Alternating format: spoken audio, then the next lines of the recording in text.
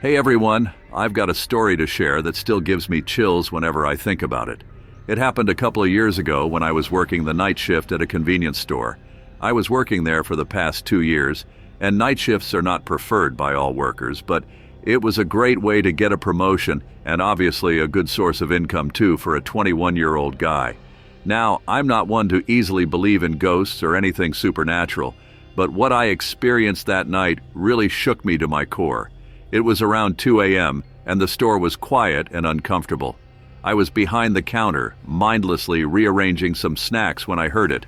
A faint tapping sound coming from the back of the store. At first, I ignored it as my imagination, but it continued, growing louder and more frequent with each passing minute. I was unable to resist my curiosity, so I decided to investigate. As I made my way toward the source of the tapping, a sense of unease washed over me. The air felt heavy, almost suffocating, and the silence seemed to press in on me from all sides. That feeling was so disturbing, and it made me so uncomfortable. Then I saw a shadowy figure sneaking in the corner of the store. It was shifting and flickering like a trick of the light.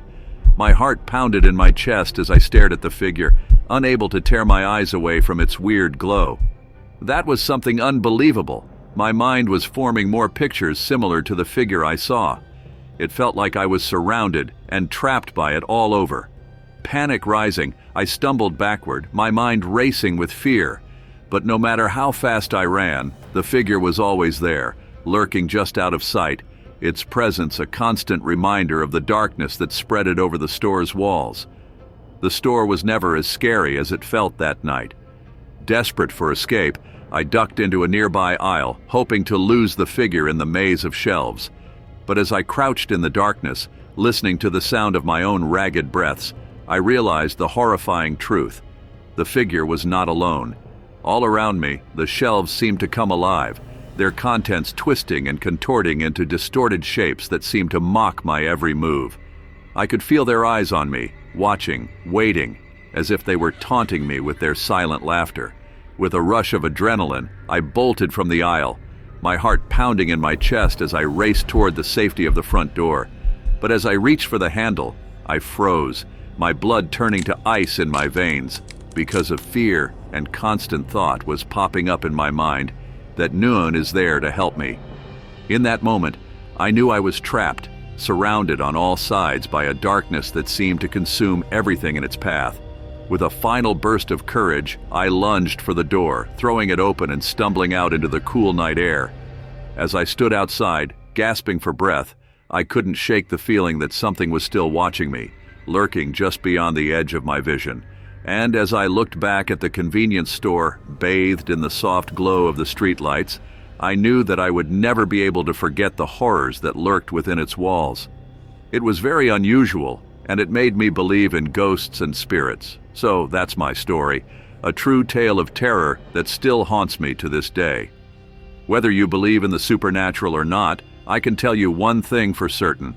Some things are better left unexplained. Thanks for listening, and remember, the next time you find yourself alone in the dead of night, beware the shadows, for you never know what might be lurking just out of sight. They hold a mystery within them.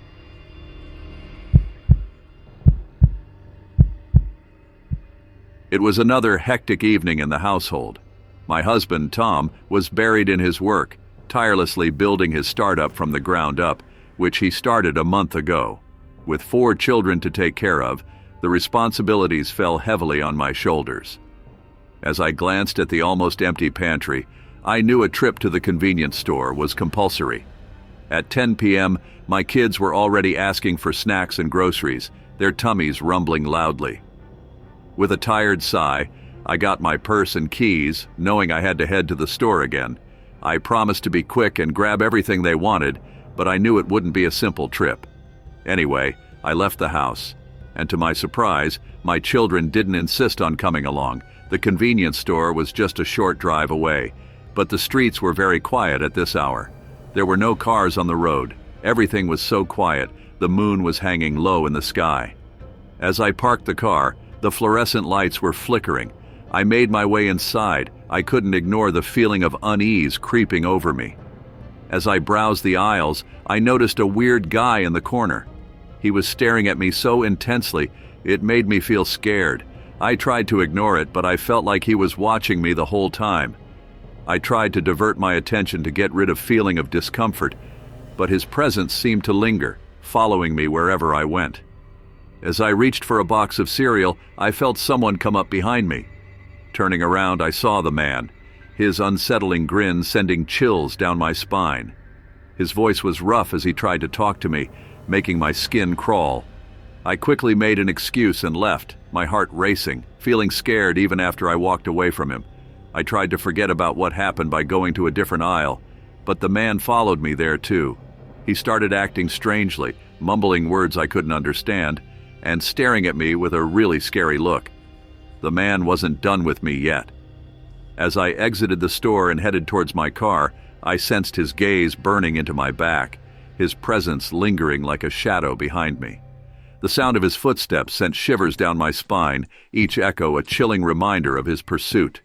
With trembling hands, I struggled to find my keys, my heart pounding in my chest as I finally managed to unlock the car door.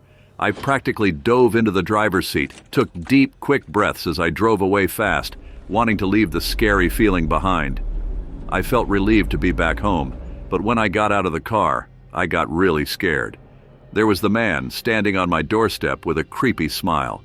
He didn't say anything, just walked away into the dark, and I was shaking with fear. Entering the house, I quickly stashed away the groceries and checked on my sleeping husband and children, the events of the convenience store still fresh in my mind, but as I settled into bed, a sense of unease lingered, the memory of the man's weird gaze haunting me. Suddenly, I heard the sound of footsteps outside the door, growing closer with each passing moment. My heart racing, I shook my husband awake, urging him to investigate. Trembling with fear, I followed closely behind, my eyes widening in horror as I saw the same man from the convenience store standing on our doorstep. I called 911, my voice trembling as I recounted the events of the night, describing the man's every detail. Despite their swift response, the police couldn't find him, leaving me with a sinking feeling of unease and unresolved fear, wondering when he might strike again.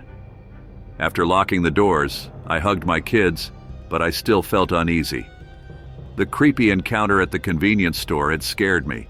As I got into bed, I couldn't stop thinking about what else might be out there, waiting to scare us.